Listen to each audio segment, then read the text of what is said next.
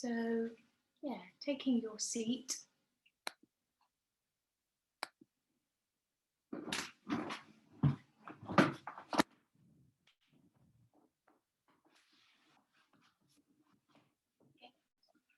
Take a minute to sort of adjust anything that needs adjusting, and noticing how you're feeling today, how you are. Let's just start with the body. Keep it simple. You know, is there a bit of your body calling you? And then you'll notice perhaps you know, a mood or an emotion or something that is on your mind perhaps, so just being aware of that. And then let's just close the eyes.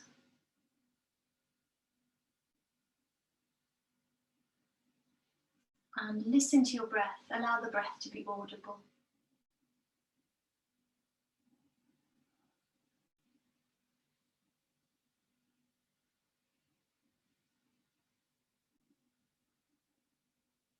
And where do you sense the breath of the body?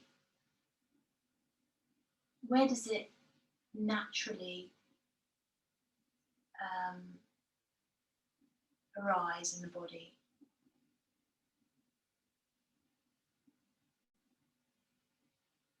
And is there any part of you that's perhaps inhibiting the breath? You know, it could be a bit of tension around the throat or shoulders or the belly, perhaps holding it back.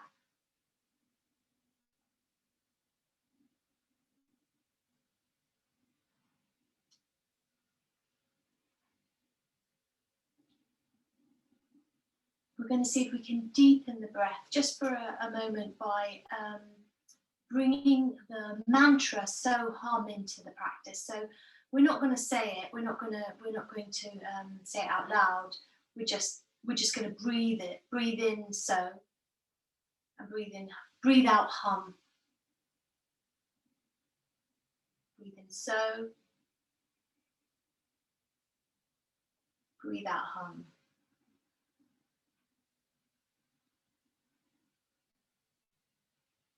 Breathe in so.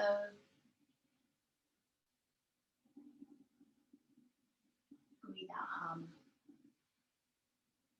And just do that yourself, finding your rhythm. So you're going to have a different rhythm from me.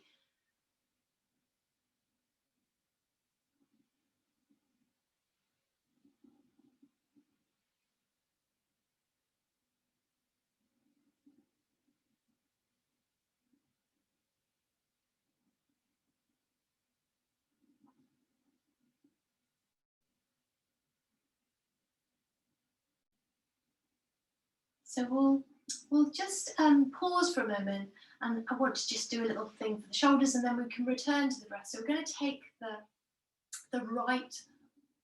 left arm, and we're going to reach round and take hold of the right arm. So knowing all of you reasonably well, I think that's going to be okay for you to hold the arm like that. However, if you feel that that's too big an ask to get the arm round, if your shoulder's stiff today, you don't have to hold the arm. You could just bring the left arm round. Or this is where a belt can be useful. You could hold the belt in your right arm and reach for the belt with the left arm. So you've kind of got a little loop, and you're reaching into the loop. So that's another option. And it's just a little way that gently we can bring some focus into the shoulders. So have a little look back at your left shoulder. It will very commonly want to roll in. I'm sure you know that. You'll know that about yourself. So can you kind of use that bind to help the left shoulder kind of roll back and down a little bit?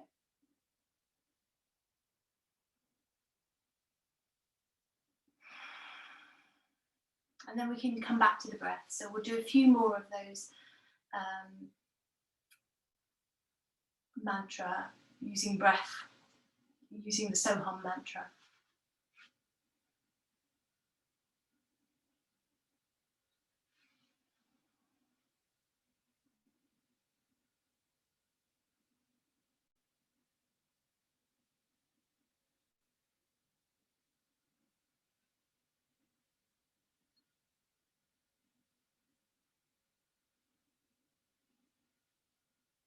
And then we're going to release the arm. If you're cross-legged, just swap the cross of your legs. So we're going to go to the other side. So you've either got the option of taking that right arm around the back of the body and reaching for the left arm, or the belt thing is quite good, gives you a little bit of extra length.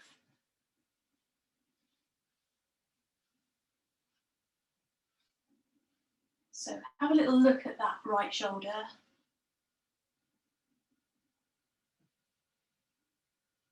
Often just looking, you can correct posture just by looking sometimes. But then feeling come into that sense of, you know, feeling the body deeply.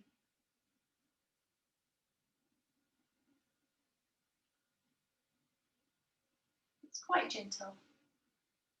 We'll do stronger things for the shoulder in a moment, but let's just keep it quite gentle. And now, using your mantra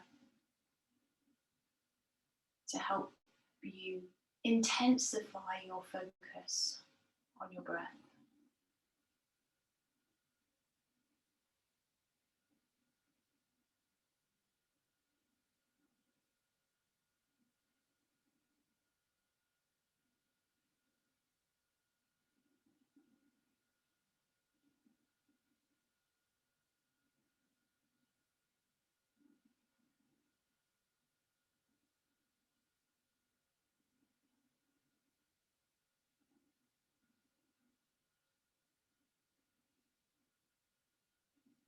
And now we're going to release the arms.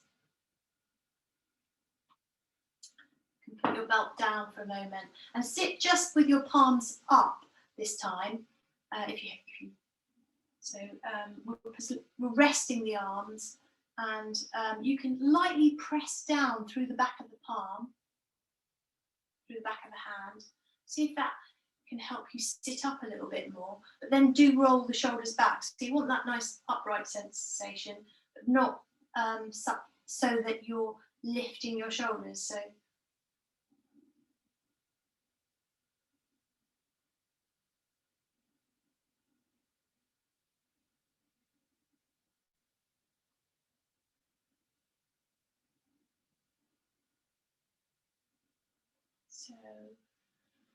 we're going to, if you're using a belt or a dressing gown belt or a scarf or something, then we're going to pick that up now. We're going to hold it quite firmly and bring it overhead. Let's not we want to hold it firmly, but we don't want to hold it too close. So take a nice wide grip, so the hands are, not too far, not too much overhead, so there's sort of more wide, a bit wider. And then let's really pull on the bell. And maybe a little backward movement with the hands. And perhaps as well, you can sense your shoulder blades pressing together a little bit. So you're activating the muscles either side of the spine between the shoulder blades. The rhomboids, you can kind of really give them a good squeeze and it can feel really nice. And then come up, so the hands come up overhead a little more, and then we're smoothly going back again. So we're just going to come up and down, and let's see if we can synchronize that movement with our breath.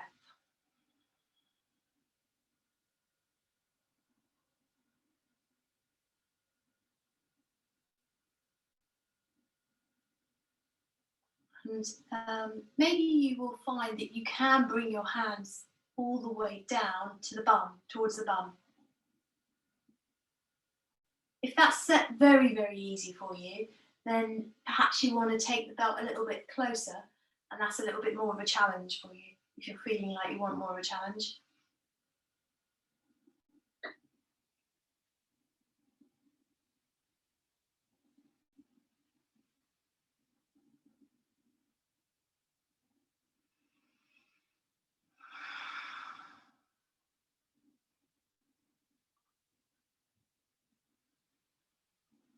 And then we're going to bring the belt back up, hold it once more, really, really pull firmly on the belt, so you're going to bust it.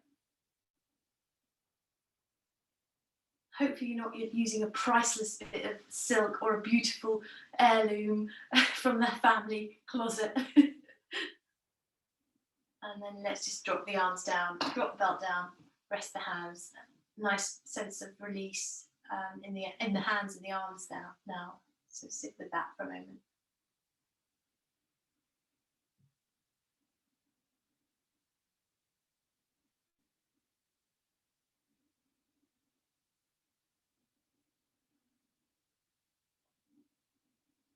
We're going to sit now. I'm just moving the way I'm sitting. You don't necessarily need to, but it's just so that you can see me. I'm going to have my feet out in front. My hands are going to come behind me.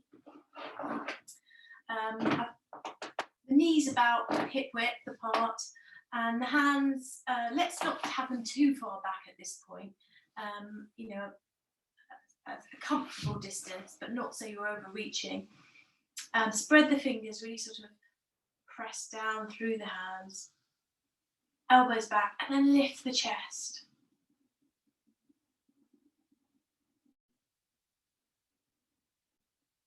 Bit of a tone on the belly here as well. And then chin towards the chest, around the back.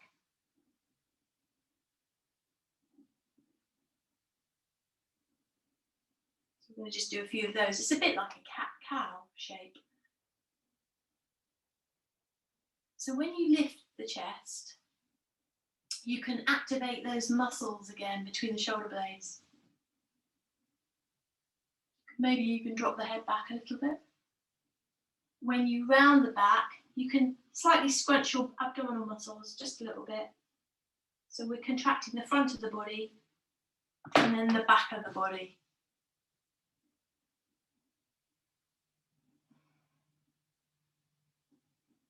So we can make that a little bit more sort of intense by walking the hands behind us a bit further, so they go back a bit further, and then continue that, see how that feels.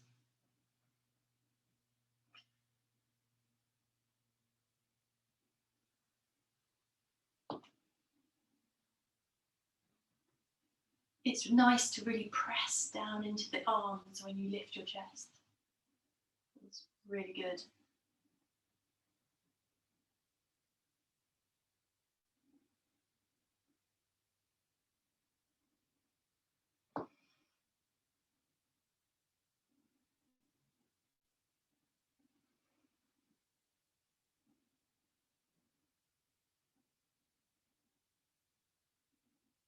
And then we're going to just come into a very sort of relaxed forward bend. So let your body drape down over the legs. Drop the head. You can sway a little bit from left to right. Breathe into the back body.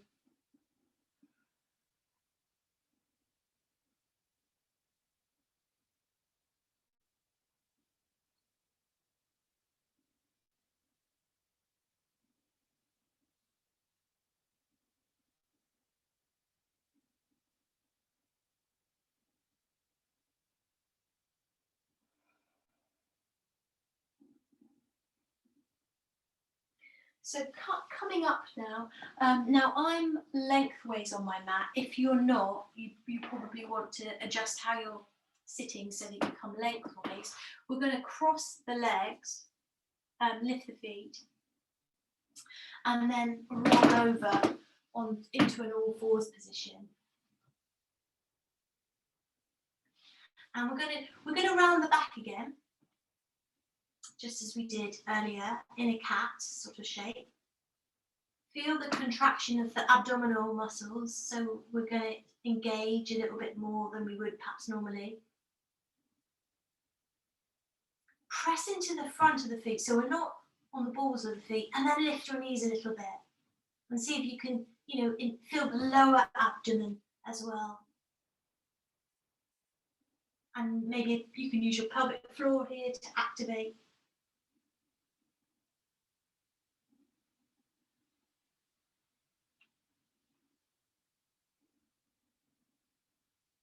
And then come down, and we're going to just drop into Anahatasana, where the chest drops towards the floor. The bum stays high above the hip, above the knees.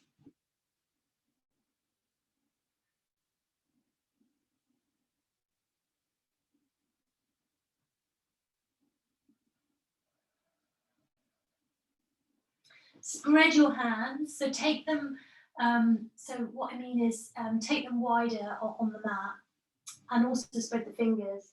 And we're going to just sort of slide our chest forward between the hands, slowly, slowly, coming into Cobra. So we're lying on our bellies, the hands are coming back towards the ribs, the lower ribs, sorry.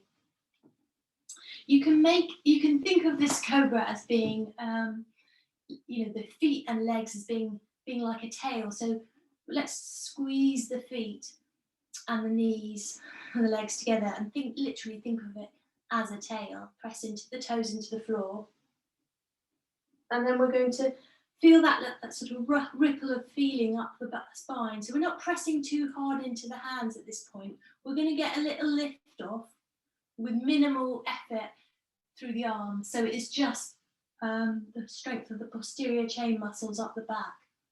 So you can squeeze the feet, squeeze the knees, squeeze the thighs, squeeze the glutes, press down through the pubic bone, and lift, squeeze the shoulder blades in.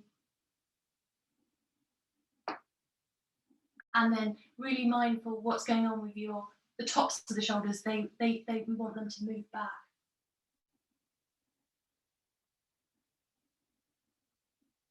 Bhujangasana, Cobra pose. And then just let's flop down, relax everything down.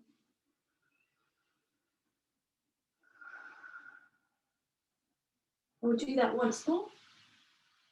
So slide the hands back towards your lower ribs, elbows in. Feel the shoulders pull back away from the ears and up from the floor. And then find that lift. So sometimes I would say to press into your hands, and it's not that's wrong. It's just I'm interested in you finding the strength in your back, seeing how far you can go without lifting pressing into the hands, just as a out of interest really, seeing where you can go. We're sort of almost disabling the arms. And hopefully you've got a feeling of stretch across the collarbone, even into the throat. And then come down, completely relax down.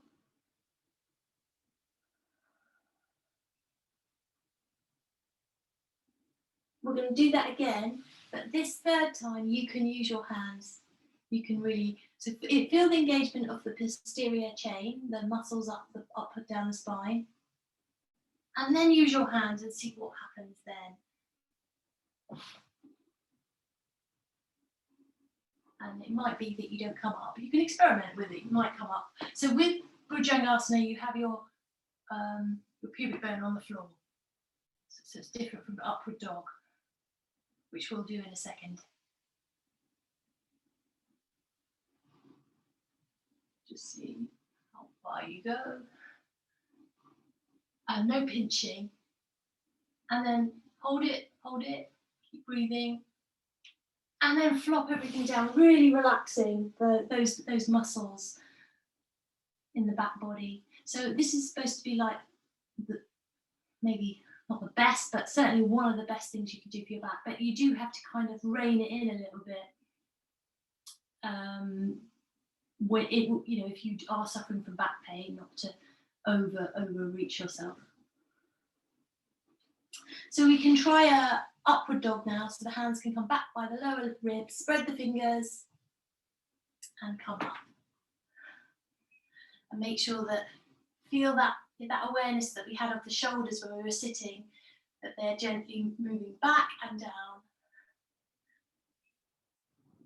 Press into the whole of the hand. Pull that lower abdominal area up. And then as a little challenge for you, you can press into the front of the feet a bit more. See how, see how that works, how that feels. Come back. We'll take a downward dog, so the bum can go back towards your heels, lengthen out a little bit in the lower back, and then a gentle back downward dog. So because we did lots of back stuff, you probably will want to keep a little bend in your knees, or a big bend in your knees.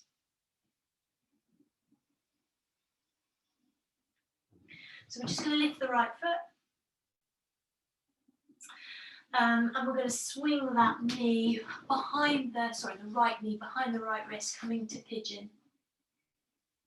And let's just drop low for a moment so you kind of get to relax into it. If you need to adjust, you can tuck the toes of the back foot under and kind of adjust your position.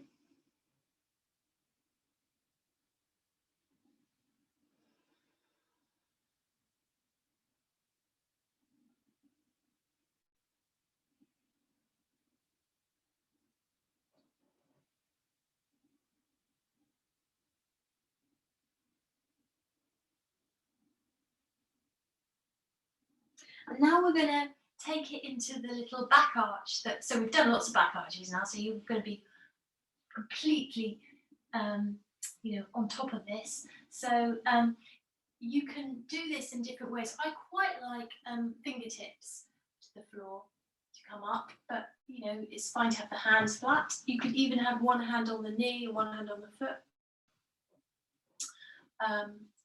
And equally, you don't have to be very high. You could be quite far away with your hands. They don't have to be all the way up.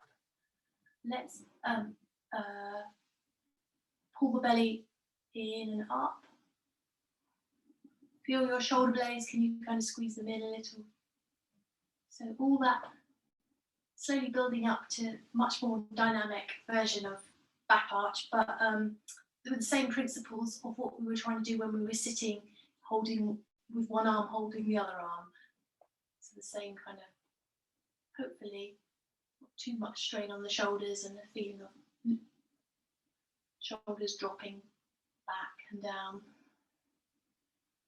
So we're going to roll onto our left buttock, and we're going to bend the right leg, and we're going to take hold of that foot, and we're going to squeeze that foot in towards the bum. So we want to hold the foot in such a way that we're not adding tension to that right shoulder. So can you adjust the grip so that this shoulder's not starting to tense up.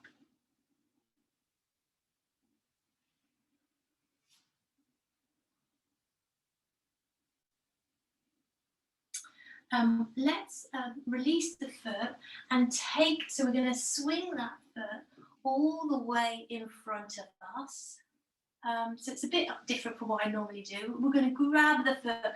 Now you could use your belt here if you want. And we're going to hold that foot and lift it as high as you can comfortably. And you've got the option of bending the leg or going for a stronger sort of straight leg. But as you hold this foot, really noticing what's going on with your shoulders. Can you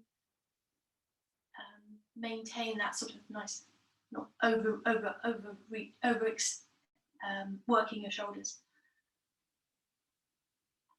If you're happy to hold the foot, you can do that with the hands, but often when you're gripping the foot, that means that the shoulders kind of hunch up a little bit. So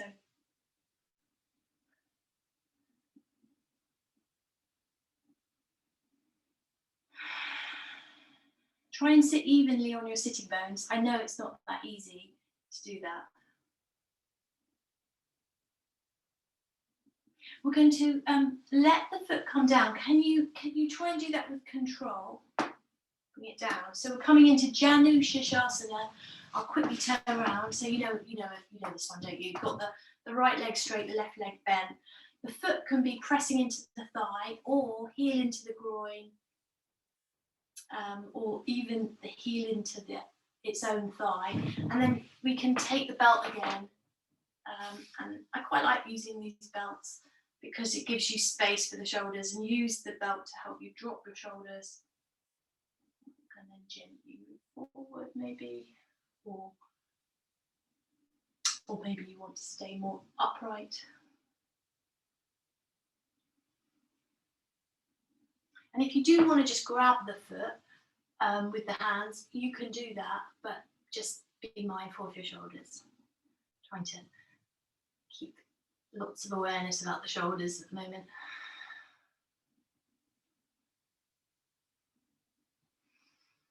And of course, bend the knee as much as you need to.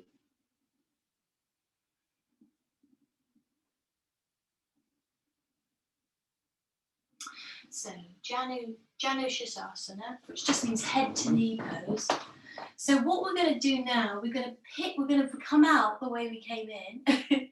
So we're going to come up, we're going to bend the foot, lift the foot, bend the leg, and take it all the way back behind into pigeon.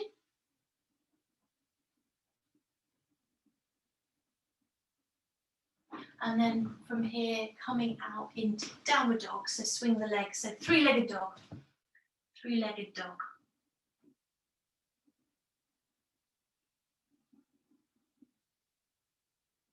And it's a little challenge for you. Can you swing your shoulders over your wrists and keep the leg lifted? So it's like a plank, but with your one leg lifted. And then we'll come back to downward dog, both feet together. We'll do the other side. So we're lifting the left foot.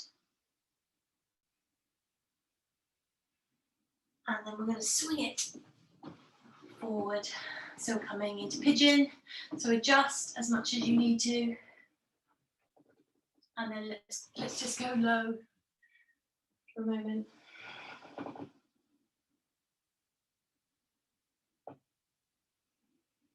Pausing here. Adjusting as much as you need to. Even in this pose, you can be aware. It's like same sort of. So obviously it's not cobra, but you can still have some awareness of what's going on with your shoulders.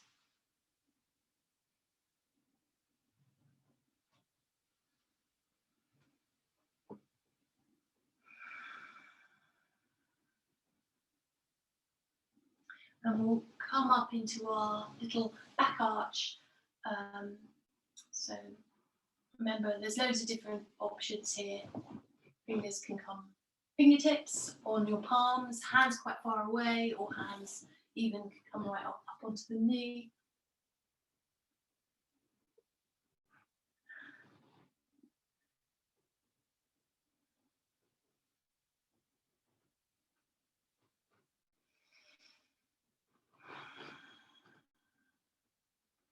And then we're going to come out by rolling on, so you can release your hands back to the floor. Roll onto your left buttocks, bring the right foot in. I'm just going to turn around so I can see you better.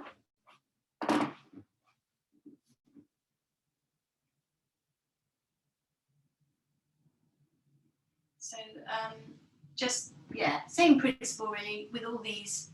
There's always opportunities to tense up your shoulders, but equally there's always opportunities to relax your shoulders.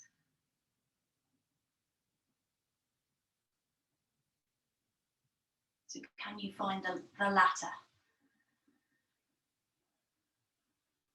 And if you want more deep stretch in the thigh, then You can slide the knee back a little bit or squeeze the foot in a little bit.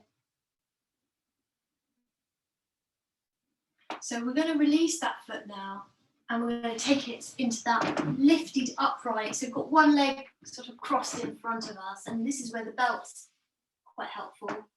To loop the belt around the ball of the foot.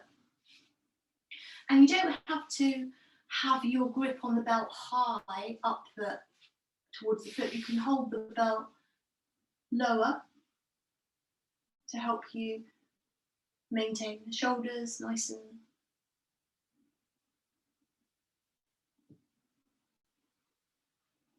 obviously the challenge here is to lift the foot, even weight into your buttocks. Can you spread the toes a little bit and flex them, then you'll get even more sensation. And of course you can hold the foot if you want, you can hold it completely with your hands.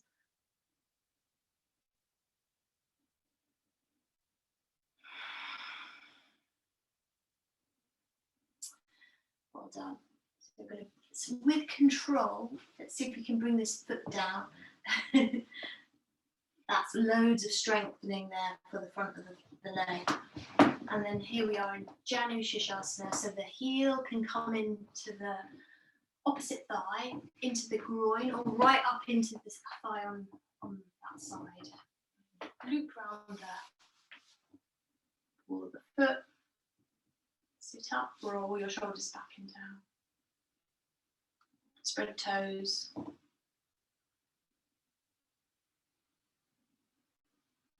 then coming forward. Be very, very meditative. So if you're wanting to do your kind of you enjoy your yoga and you want to, I know you all enjoy your yoga, but if you feel like you'd like to do a little bit more, something every day, I love this pose. I think it's such a brilliant pose. You could sort of do 2.5 minutes each side, and then you get 5 minutes of yoga every day, and you'd notice a lot of change in a week.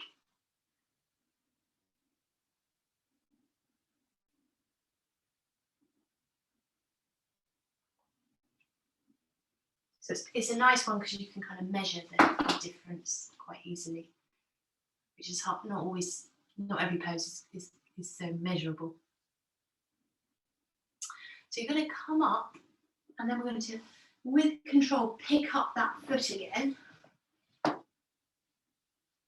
Roll onto the left buttock, and we're bringing the leg all the way back behind. We're coming back to pigeon.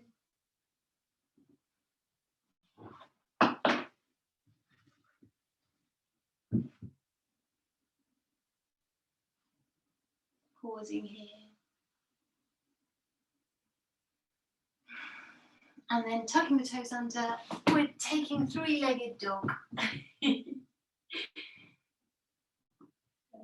And then holding it here for a moment and see if you can come into your plank with one foot raised. So the shoulders come over the wrists, one foot is lifted. So as you do that, you'll need to really engage those abdominal muscles. So really sort of contracting the front body. And then we're going to come back to downward dog. Well done. And yeah, pausing here, walk the feet a little bit. And there's that thing that I think I shared with you the other week about how I read that every pose can be, you can think of it as a container to fill with breath. I really like that. So you can just see if you can fill your downward dog with breath. From the heels to the tips of the toes to the crown of the head, tailbone.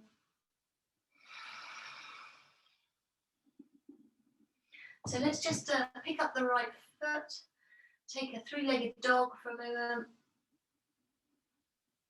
and then we're stepping the foot forward. We're going to come into our first lunge. So if you've got a block or a book or something, it's quite nice to actually bring the foot onto a block, something different. You could cope without it, but just it's quite nice. You can experience something different with the foot lifted. And also for the tortoise that we were doing last week, it just gives you a chance to feel that knee high up on the arm, which is quite good. And also good for when we're practicing crow as well.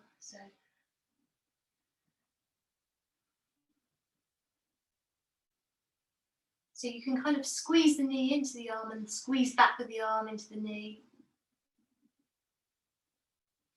So that makes it more of an active lunge, but also it's nice to sort of relax the torso down, so you can kind of maybe drop down onto a forearm or both forearms.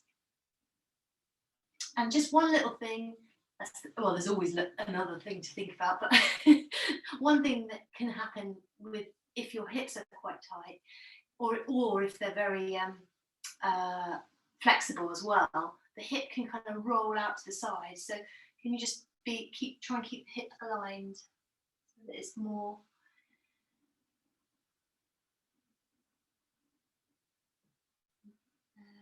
Just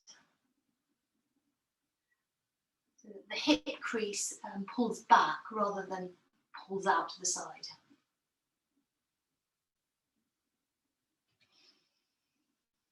So let's just take our arm now and see if we can weave it under the leg.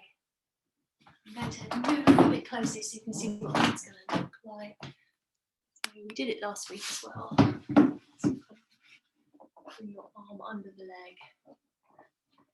So it's as though your shoulder, and in fact you can try this, depending on, I mean obviously it's going to depend how flexible you are feeling today, but you could even maybe hook your arm under the leg completely. But the thing that I'm more interested in, well, it's all of it's a work in progress, but can you get your elbow to the other side of the leg?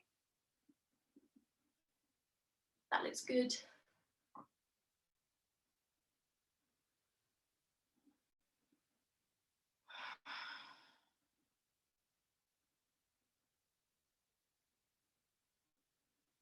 Also, because we're going to do Parshvakanasana, and I'm aware that I feel that that's strong on the hips, so we will look at that in a moment. So we're going to come up and out. We're going to take the foot off the block, and instead we're going to bring our hand onto the block.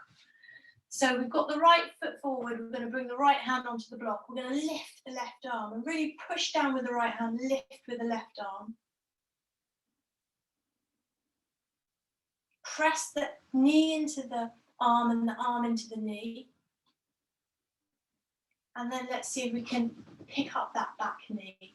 So this is Utthita Parshvakanasana, the stronger version. Although I guess the strongest version would be without the block. So, and then in fact I've got my arm raised to the ceiling, but let's see if we can take the line, find the line from the back foot from the heel of the back foot right up into the fingers of that raised arm. Move my screen.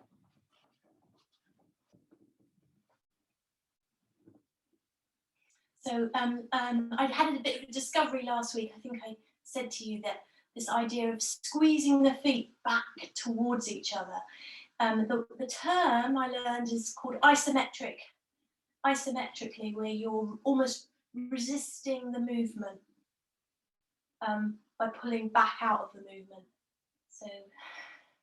So the other thing about that is it kind of stops you feeling like you're being pulled in all directions. It gives you a bit of control back to the center. So we're going to come out. So bring that hand down.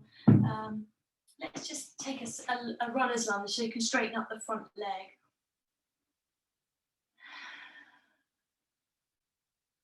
Pausing here.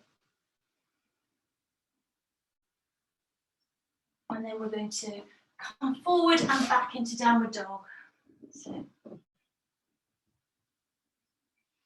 and then we'll do the other side. So pick up the left foot.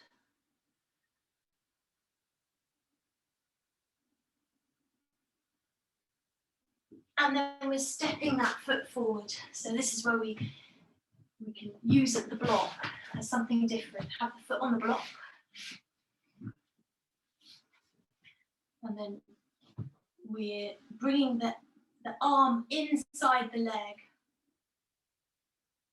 So you can kind of really sort of press back into the knee, and the knee can press into the arm. And you can come low as well here. If you want to come down onto the forearm, and just be mindful of that pit, that it's not rolling out to the side, which it's prone to do. Partly, I think we do that because the hip might find this uncomfortable, so it will want to escape.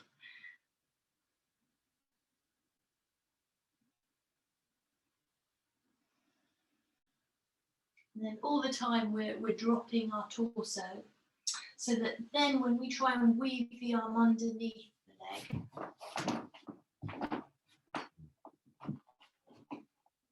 it just means that there's a bit more space for the arm to come underneath. And remember, it is a work in progress. There's a lot of things going on with this, so spinal flexibility, hip flexibility. You don't feel like it's really hard, this, so I think I'm pushing you quite a bit, getting you to do it, so you're doing well.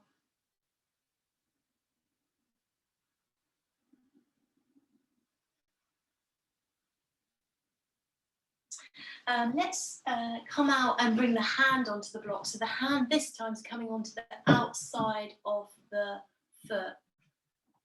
And we're going to lift the other arm. So just going to tap. So I've got the arm up to the ceiling, pressing down with the left hand, lifting up with the right. So you've got that nice sort of opening here, and then you can pick up the back knee. And I forgot to say this on the other side, but we'll practice it in a minute from standing. So, but the front thigh, one day in line with the parallel with the floor. So, and then let's take the shape where we have the heel lined up with the fingers of the raised hand. So really working to that outside heel, pushing the floor away with your arm, and this feeling of you're kind of being pulled in all directions with this pose, but can you return some power, or bring some power back to the center by squeezing the feet back towards each other? And we do turn the chest a little bit, which feels quite a big ask with everything else going on. Brilliant. Coming down, and then hands either side of the foot, and let's just pausing in a runner's lunge, so the front leg straight. You can wiggle that foot if you want. You can really flex the toes if you want extra, or if you want more restorative, then just keep everything softer and bend the leg a bit more.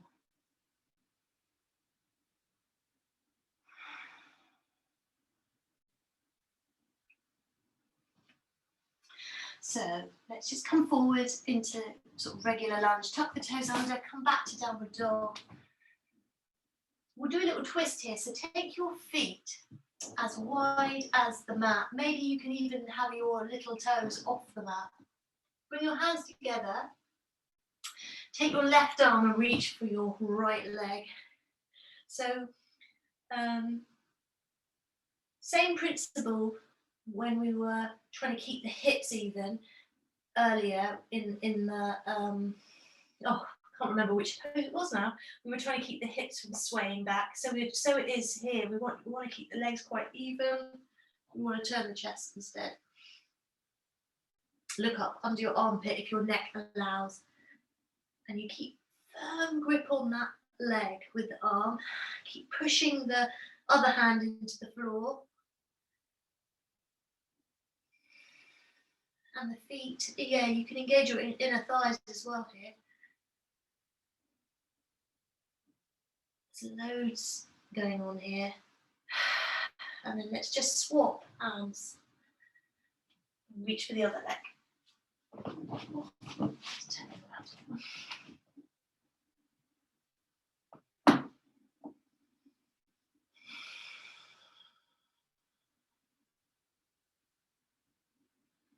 So when you engage your inner thigh, you're kind of creating stability.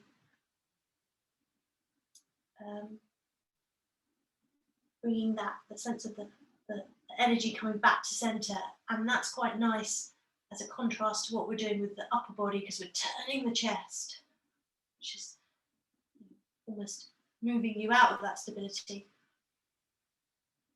So let's just release and walk the hands back towards the feet, and we'll just take a forward bend. If you're prone to dizziness or not in the mood for a forward bend, maybe it's too hot or something, then you can come higher up the leg. So you've got long halfway sort of forward bend. Or if you enjoy being low, then of course just body come really low.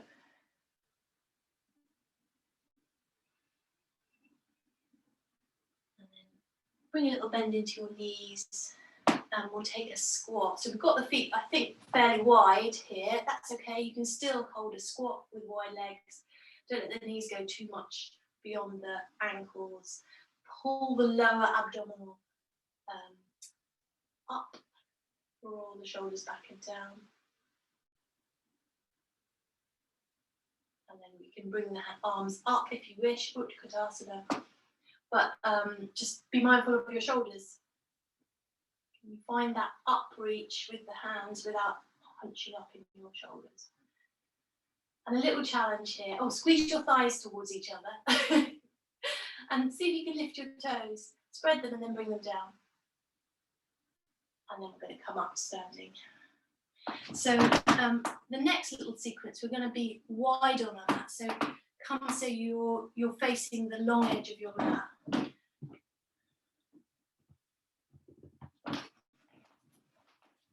We're going to do some warriors, and revisit the Pajvakonasana. So we'll take the right side first.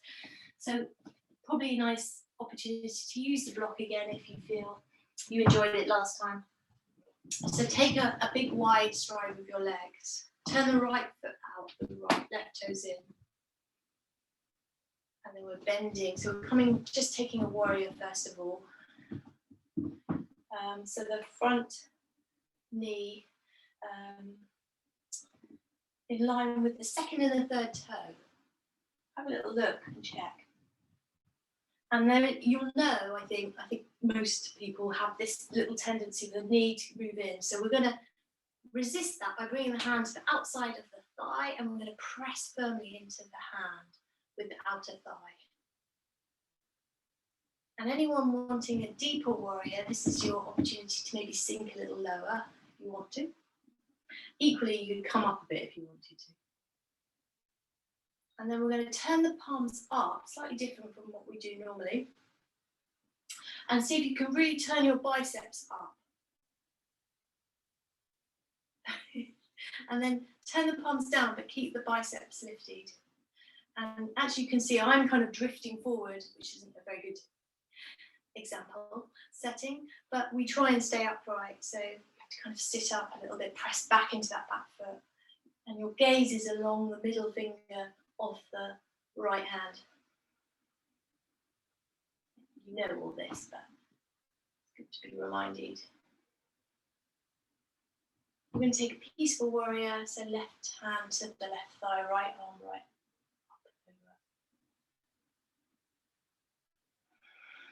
And then we're going to come into that halfway Pajvakonasana, so the right elbow resting on the right knee, and then find that line from the outer heel to the raised hand.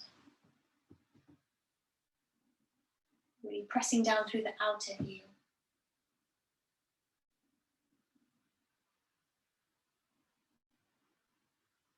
And there is that little turn of the chest as well, as though there wasn't enough going on. That's strong, isn't it? And then we can come down, and this is where the block's handy. So taking the stronger version.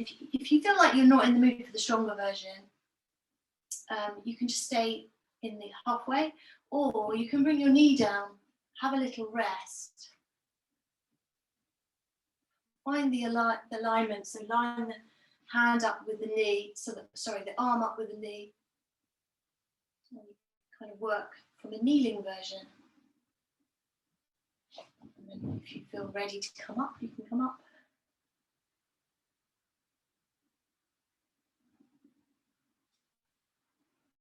Pretty intense, I think. So we're going to come into triangle in a moment. So you can keep your hand on the block and just straighten up the leg, the front leg. And then let's just take that top arm and wrap it around the waist. Pull the shoulders back, away from the ears. You get to think about your shoulders again.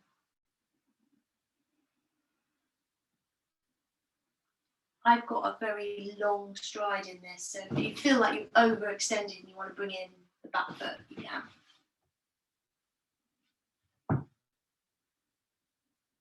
And then we'll come up to standing. Turn the toes back to centre. Bring the hands into the heart. Pause. Reconnect with your breath here.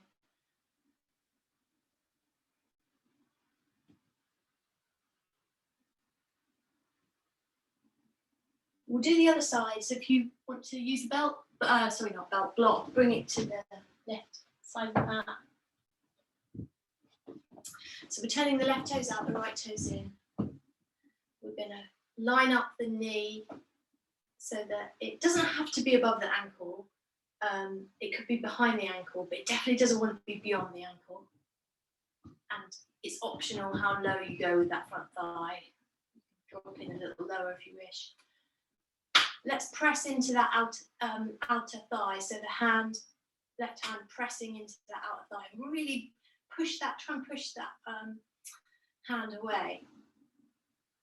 I saw an interesting technique where you belt up your thighs and you kind of, because one of the things they want you to do in this pose is rotate your thighs. So I'll try that with you another week, where you get to belt your thighs up and kind of pull them. Looks a bit brutal.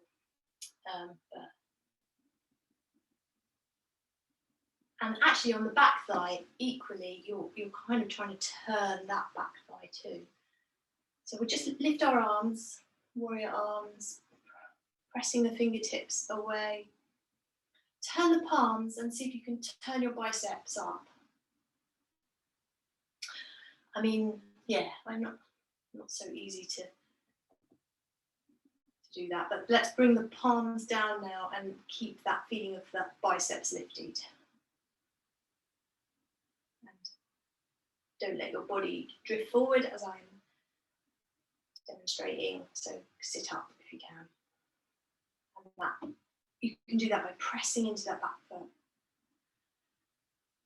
We're taking a peaceful warrior, so right hand to the right thigh, left arm up and over.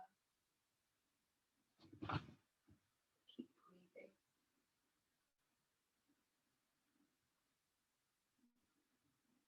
And arms shoulder height. And coming down halfway to your Parsvakonasana, Utthita Parsvakonasana. So settle in, and then you can bring the arm across the body.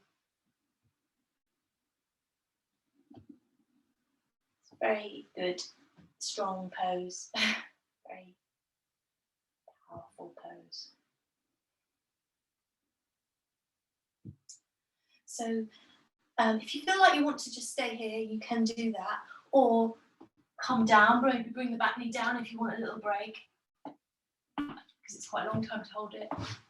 We're using the block if you wish. The block's going to come to the outer edge of the foot. So we're going to press down into that block and lift up with the other hand. And that outer thigh can work a bit here by pushing into the arm. And if you want to lift up the back knee, then go for that. finally, you can line up your arm with your heel, or hand with your heel.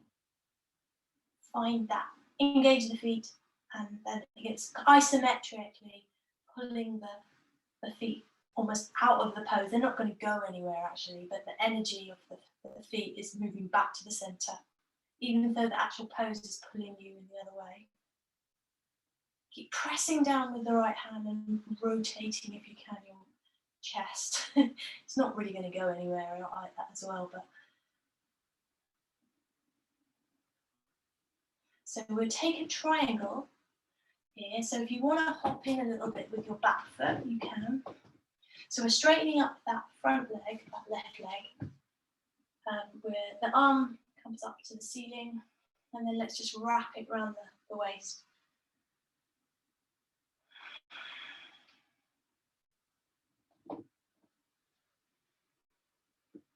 Keep breathing.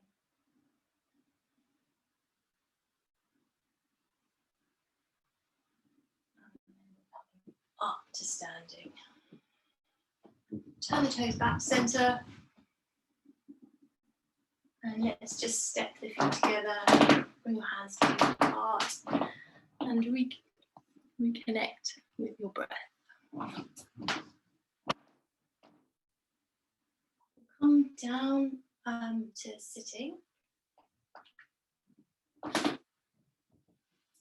Just take a comfortable seat. Just relaxing here for a moment. And we're going to just have a play with that tortoise. So we're going to bend the knees, and the feet are going to be quite wide here. And we're just going to lower our forearms towards the floor. They may not go very far. If you're feeling a bit stiff and the thought of going low is just not what you need at the moment, then stay on your fingertips. But try and get your arms to the inside of the knees. You can drop your head.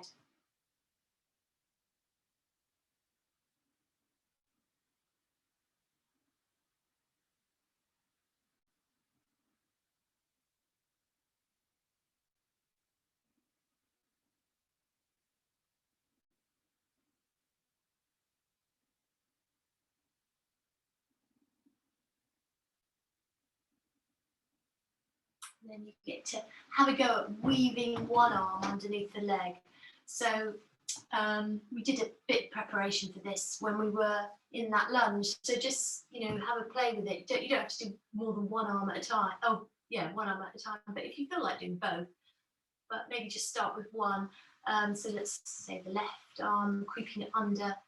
I like to use my right hand to grip the leg and sort of almost pulling it back towards me, so that then there's a bit more space for the arm to come through. And the only, this is just something to play with, but if you're going to go more deeply into it, you want ideally to aim for the elbow being on the outer edge of the leg. So, yeah, so that's why we try and get the knee high up on the arm, so there's room for the elbow to come through. So we can try the other side. So right arm weaving under. I'm using my left hand to grip on the leg and sort of bring myself down.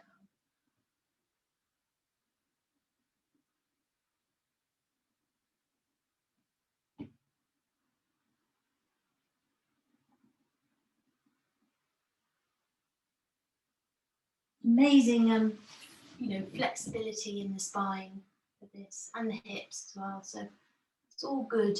Even if you feel like you're not progressing with it, it's all brilliant, practice for all the other asanas that we do.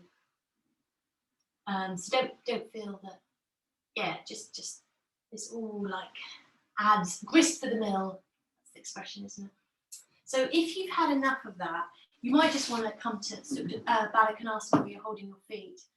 And that's perhaps enough for you. But if you want to go and do both hands, arms together, then go for it. See how that works. It's quite a strange little Kumasana, it's called, tortoise. To move myself so you can have your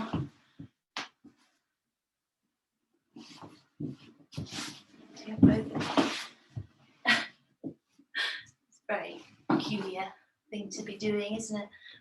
And then so if you've got your elbows to the other side of the leg, if once you get to that point, you could think about straightening up your legs. And that I wouldn't advise if you've got your elbows underneath the leg, because I just don't want you to hurt your joints. So if you're not in the mood for that, then just go for holding the legs, and maybe you could weave your arm. Baddha Konasana, where you weave your arms under the legs that way. You could do that, or just hold the feet, and you can let your weight drop into the knees. So that's a good alternative. It's a very nice pose.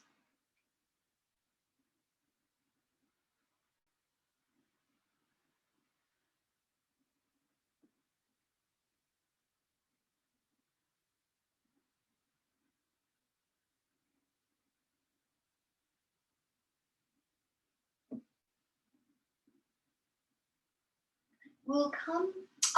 We've got a little bit of time. Well, actually, I've run over a little bit, but if you don't mind, it'd be nice. I feel like it seems nice to sort of do a bit of chest opening. So, if you've got your block or bolster, this is the time when we can use it. And you could. I quite like sometimes coming into this with the soles of the feet together. If you like that pose, with the soles of the feet together. But if you're a little bit cautious about doing back arches, then you probably better just keeping the knees bent, knees up towards the ceiling. And whatever it is you're going to use, it's going to come to the back of the chest. And you can hammock your head by making a little, interlacing your hands and letting the head drop into the hands. And some of you will enjoy letting the head drop all the way back, and if you're not in the mood for that, then just support the head a little bit. You could even have an extra cushion for the head.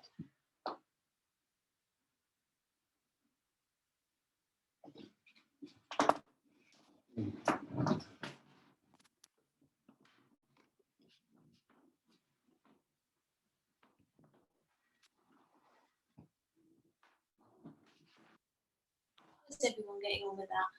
Feel okay? Can't see all of you very well. So this is brilliant for antidote to daily life when we sit at desks and sit looking at our phones and things. So it's just basically just opening up the back. But if you're very stiff, that does often feel quite uncomfortable. That's why it's perhaps better to have some support for the head as well. If you're very happy here, you could straighten up your legs as well. That balances you or pulls your body a little bit the other way. And you can even straighten up your arms, interlace your hands.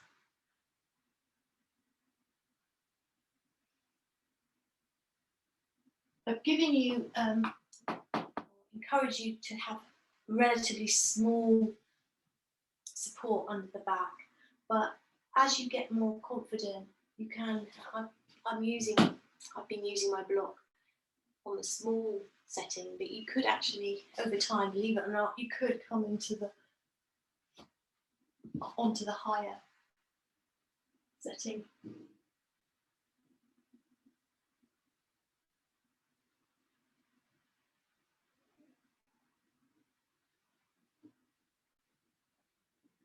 I'm hoping that feels really good. So take a few more breaths here.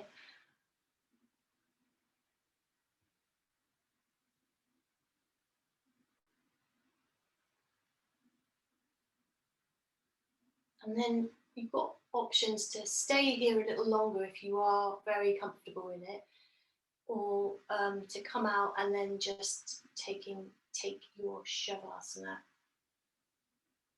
So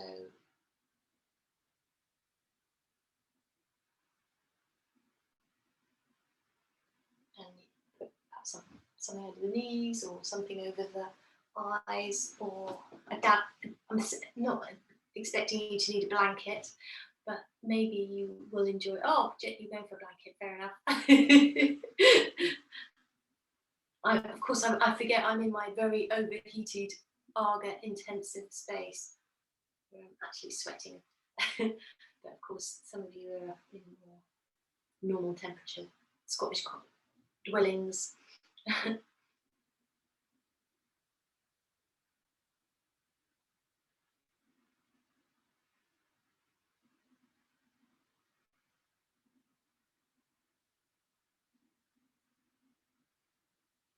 So you can let's make this your best ever Shavasana.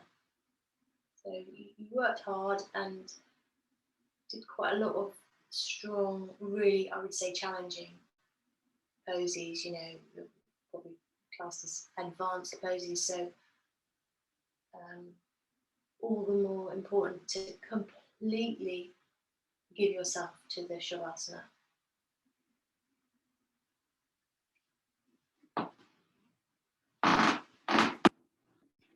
And that's physically very good because you get to relax the body and learn to disengage and practice sort of letting all those muscles go.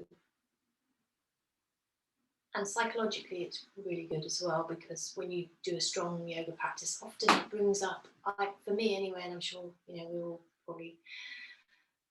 share these traits, that it can make you want to do stronger and faster. It can make you a little bit pushing yourself, which is a good thing, but then sometimes that spills over into being, competitive or that kind of thing sometimes. So all the more good to do a bit of Shavasana to kind of get a bit of perspective on your practice.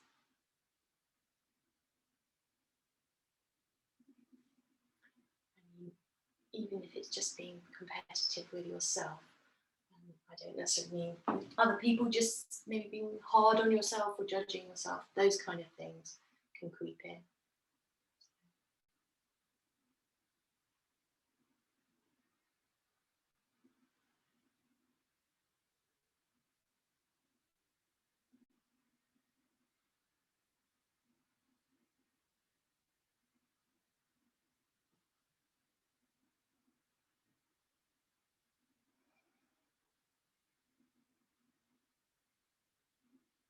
So completely softening, relaxing. Be quite methodical about that, moving down the body from the crown of the head, as though you were moving through. You could even think of it as moving through a house, or switching off the lights and plugs and mobile phone chargers and all those gadgets that we tend to leave on and completely forget about. So very methodically going through the body, switching off eyes, cheeks, jaw, back of the head, back of the neck, sides of the neck, the throat, tops of the shoulders, biceps, triceps, forearms, wrists, backs of hands, palms of hands, thumb, forefinger, middle fingers, ring finger and little finger.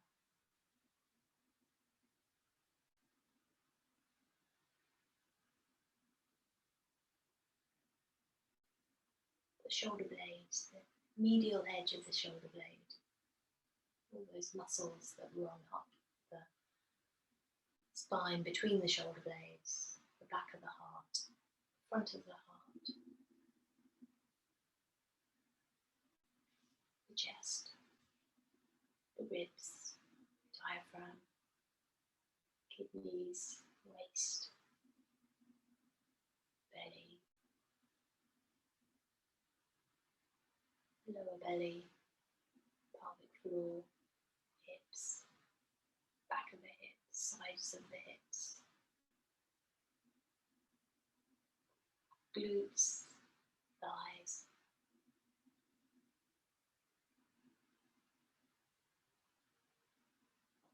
backs of knees,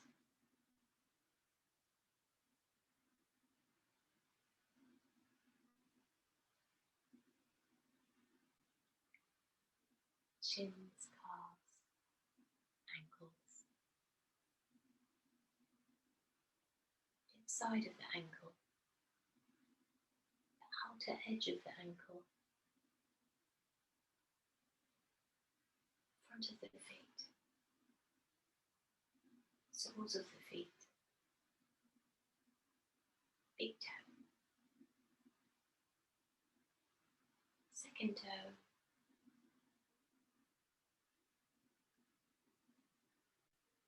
third toes,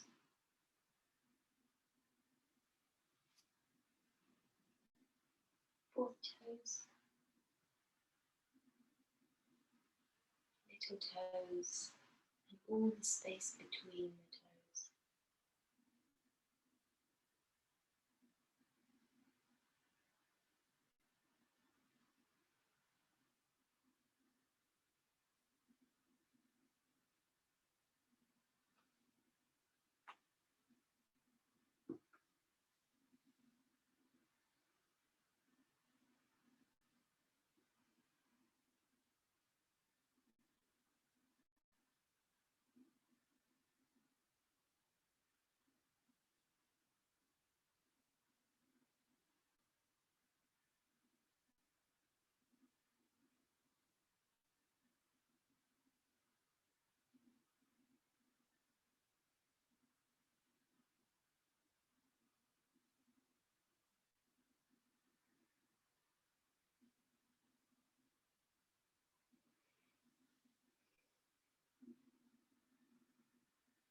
And enjoy this moment, this time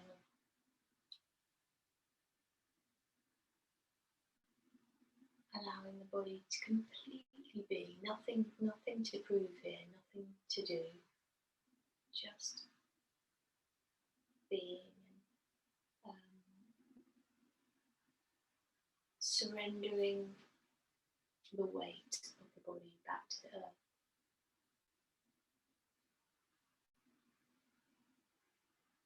Maybe you get the sense now of the body breathing,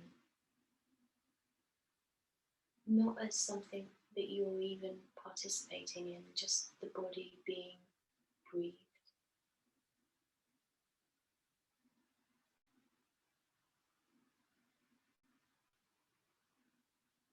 And you just an observer.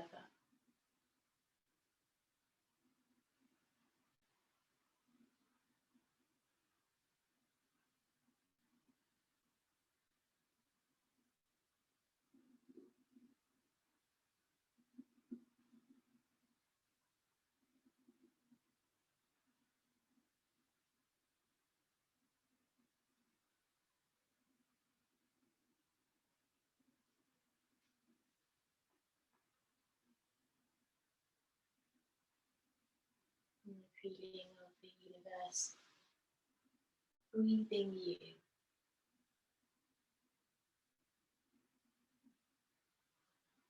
Breathing through you.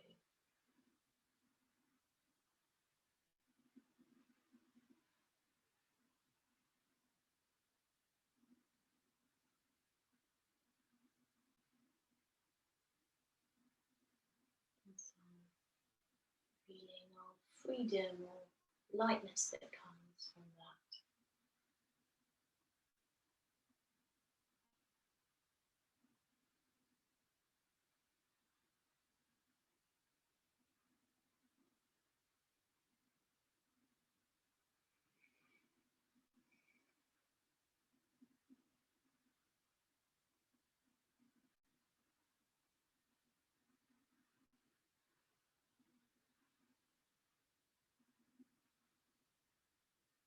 And so you can, if you feel ready to, you can begin to bring some movements back into the body.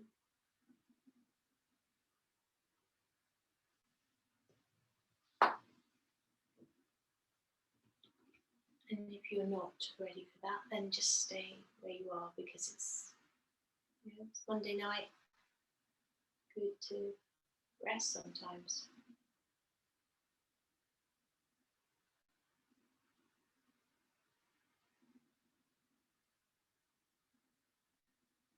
If you are ready to return, then you can roll onto your sides and curl up for a moment on your side.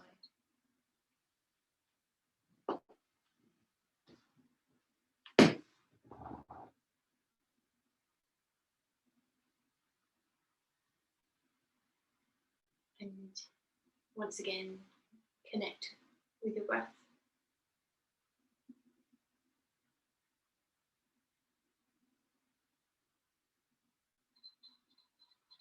And slowly come to sitting.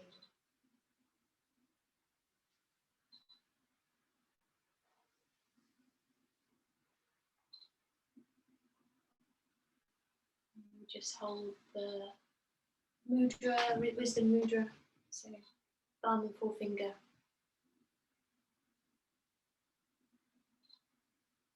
And it's quite nice to press a little bit into the backs of the palms, back of the hands against the knees a little bit, so you've got that, like we did at the beginning. We lift up a little bit, you can rearrange your shoulders. We discover that nice sort of easy sitting position.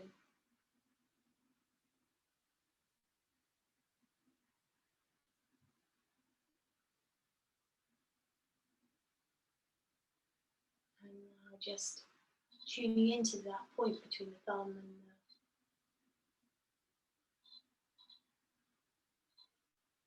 the forefinger, making that your focus.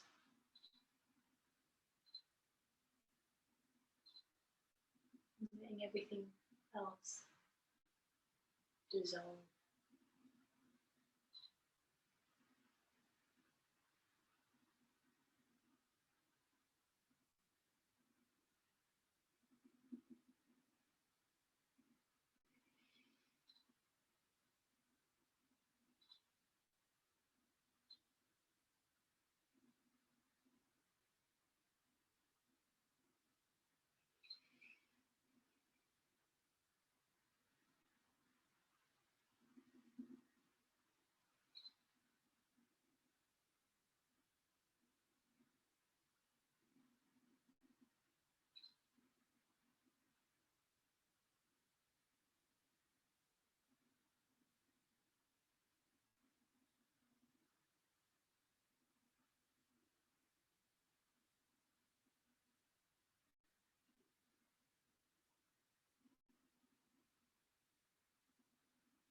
And we'll finish by bringing our hands together. We're going to just lift them all the way to the crown of the head, so that the heel of the hands resting on the crown of the head.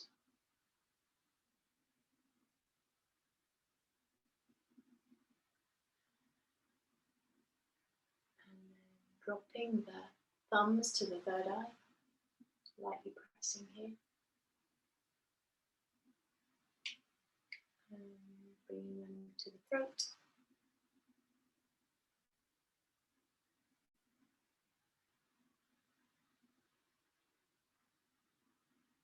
And finishing with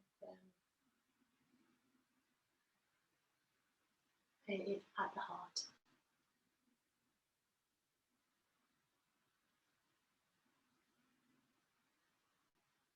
Thank you so much, everyone. Very nice to do yoga with you. You're all okay.